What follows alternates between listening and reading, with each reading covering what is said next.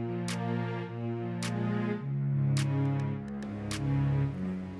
I'm Diana Scalia. Welcome to Cooking by the Sea with Chef Di. Today we are cooking in Redondo Beach indoors because it has been raining. It may rain again. It's very windy outside, so the deck would just whip us around a little too much, so we're not on the upper deck today.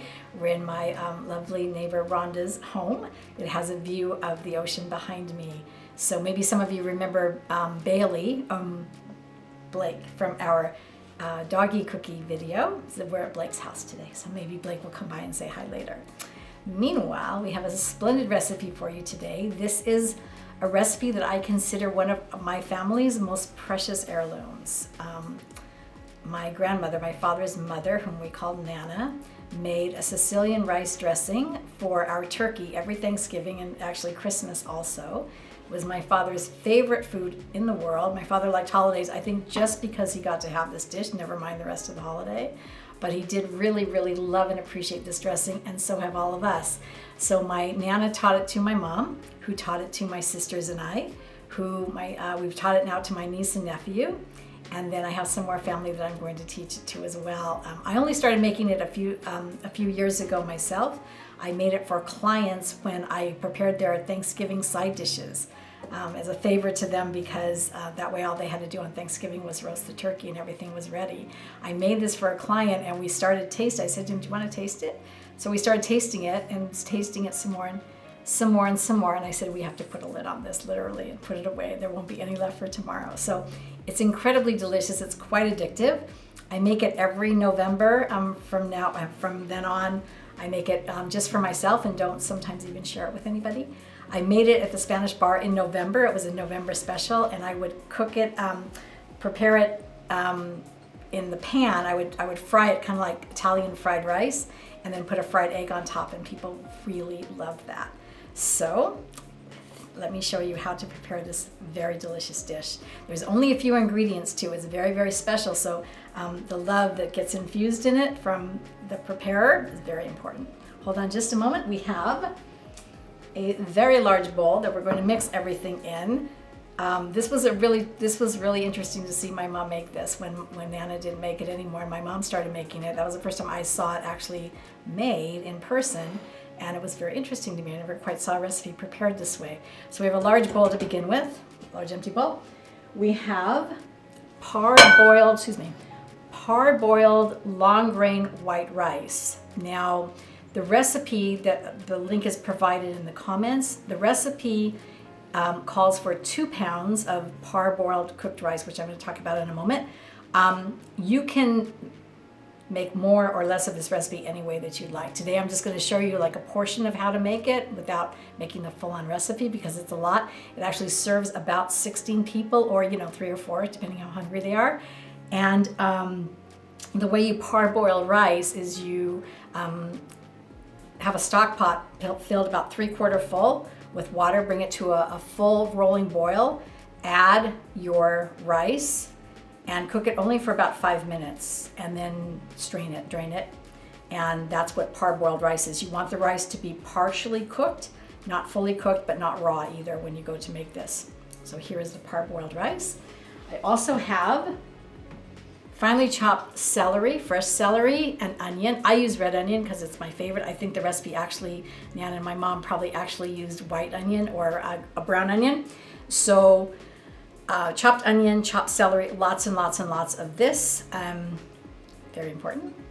And then one of the very important ingredients as well is some ground meat. So here I have a pound of ground beef, and I use the one that's about 20% fat because fat adds a lot of flavor. There's not a lot of seasoning, there's not a lot of extra ingredients that goes in this dish, so the quality of your ground beef and your sausage is very important.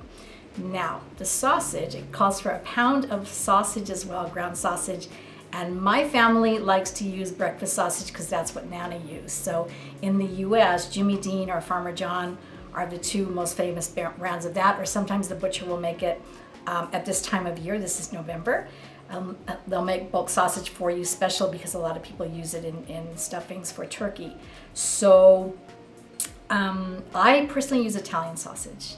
And my family sort of frowns on that a little because that's not how Nana or Mama made it, but that's how I like it. So I use a fine Italian sausage. I pull it from the casings. Sometimes you can get it bulk again at this time of year for this. Now, I failed to mention that this was originally what we stuffed our turkey with. That was the way it was made. Nana would come over the day before Thanksgiving with a pan of dressing, and she and my mom would use it in the morning to stuff the turkey.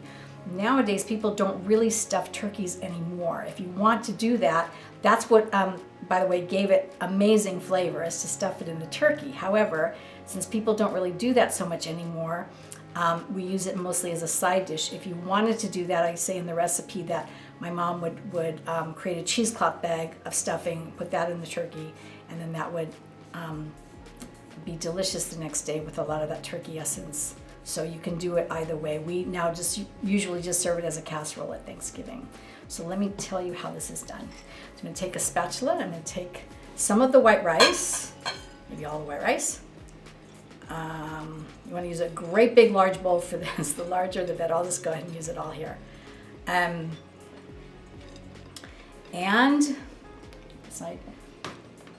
the chopped up vegetables. Use a full bunch of celery, and for one whole recipe, a full bunch of celery and one whole onion. Now this gets mixed really well, and then it's tricky to mix in the sausage. So I'm going to recommend what we do, but I may not demonstrate that. What we do is we actually mix this with our hands, with clean hands. So the meat has gotten really oh, and I'm making a big mess. So what I'm going to do is pause for just a moment, and I'm going to go wash my hands and come back and do this with clean hands. All right, I'll be right back. All right, so as you can see, I mix this quite nicely with my hands. This was it all brings back so many memories for Thanksgiving preparation. My sisters and I cooked together for our dinner last year. It was the first Thanksgiving since my mom had passed away, and this is just like family tradition. So what happened too was I posted that recipe on our Melting Pot Tours website, and people loved it, and lots of people made it. So I was very, very excited to share our precious family heirloom with all of you, with all of our fans. And when I come back, I'm going to show you how to fry this up in the pan and season it up and get it ready to bake. I'll be right back. Hi, so now we're ready to prepare the dressing in the pan. So I'm going to use some olive oil. You can use vegetable oil if you'd like, but you want to just put a little oil in the pan. Now I like to, just telling my crew a minute ago, oh my gosh, this is so heavy. Okay, so I like to use a nonstick pan for this. If you use a pan that isn't nonstick, even a cast iron skillet, the rice will tend to stick, and it's kind of, you're going to be doing this in several batches. So in between the batches, you're going to need to wash the pan. It gets really cumbersome, I think. So you have a nice nonstick pan, even for just this every Thanksgiving or every season, that will be fine. So you're going to add enough to the pan to have kind of what we call like a single layer. You're going to be cooking this until the meat is brown. And then the pan here we're going to set it into. The only seasoning you're going to use, unless you want to use something else, but the only one Nana used was some salt. This is some sea salt. And the key ingredient, poultry seasoning. So I have poultry seasoning in a jar. I'm going to be very generous with it because that's what makes it really, really good. And it gives it a marvelous aroma. Now, when, let's show you something about poultry seasoning. Poultry seasoning is a savory herb blend. The first ingredient is sage. So sage is what gives it that really wonderful autumny aroma and distinct flavor. It also has marjoram, thyme, rosemary, and black pepper. So you don't need to add a lot of black pepper to this dish unless you really want to. But we go pretty easy on the seasoning other than the poultry seasoning and salt. This is why I mentioned that your ground beef and your sausage, Italian or otherwise, ought to be quite flavorful because you're not going to be adding a lot of other seasoning to this. So you cook this until it sort of is almost like a greenish color because the celery is giving it that color. The poultry seasoning is fairly green, kind of a brownish green. So you're looking for this color while you're frying it. It smells amazing. I wish the aroma could come through the video. And now that the meat is all brown, what we're simply going to do is slide it into a baking dish. And that's nice. And I just burned some, ow, I just burned some, we have another bloopers reel over here. See how the rice sticks to the side right there? All right, so, and then we do another batch. Now, a 9x13 pan will very much encase about 2 pounds, the 2 pounds of rice and 2 pounds of meat and about 2 pounds of celery and onion. So you're going to repeat that process until your pan is full and cover it with foil. Bake it at 350 for about an hour to get it ready, if you will. So when we prepare it the day before Thanksgiving, we go ahead and bake it, and then it's already totally cooked. You could put it in your turkey at that point in time the next day, or you can simply put a piece of foil over the casserole again and warm it up for your Thanksgiving table. So when we come back, I'm going to show you what it looks like when it's all done. All right, we'll be right back. All right.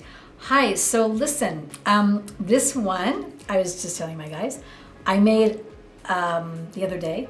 So it was baking just now, and it's very, very warm. I would taste it to tell you how delicious it is, but it's very hot. So we just took it out of the oven. It baked at 350 for about an hour. And then I just wanted to show you the difference between the one that we just made in the pan, and why it's important to bake it for another hour, because it gives it really an earthier flavor. The flavor is so delicious when it all blends and bakes. And then just straight out of the pan, it's only about half done.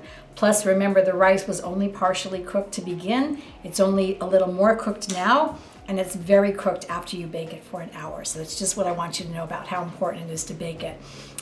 It tastes delicious 2 and 3 days later. I was just telling my guys that the morning after Thanksgiving, typically what we do is eat this with a bowl of Nana's dressing with a fried egg on top, and that's our breakfast the day after Thanksgiving.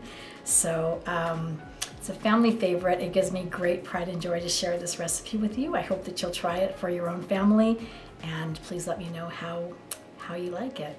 So that is our episode of Cooking by the Sea with Chef Di today, Nana's Sicilian rice dressing. I hope that you've enjoyed this episode, and we will see you next time.